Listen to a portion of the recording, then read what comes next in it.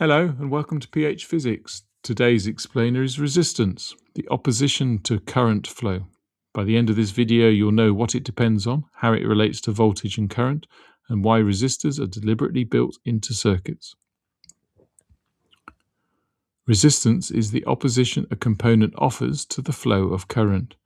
The formula R equals V divided by I, the unit the ohm, symbol omega.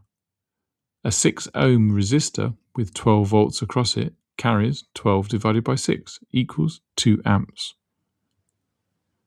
Three things. 1. Resistance depends on the material, the length and the thickness of a wire. Longer wires have higher resistance, thicker wires have lower. 2. Resistance also depends on temperature. Hot wires have higher resistance. 3. Resistors are built into circuits on purpose to control current.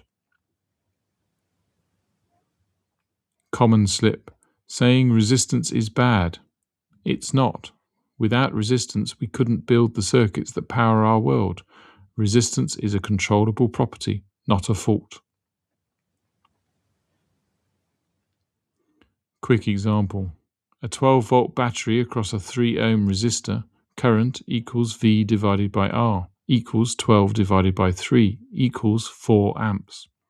Halve the resistance to 1.5 ohms, current equals 12 divided by 1.5 equals 8 amps. Half the resistance, double the current. Right, if any of this is going to stick beyond this video, drop into phmaths.com. You'll find a free 4-week GCSE higher revision planner ready to download, plus mastery workbooks across maths, physics, biology and chemistry. One for every higher topic subject, every answer fully worked, every common slip flagged. Simple explanations, serious results. See you next video.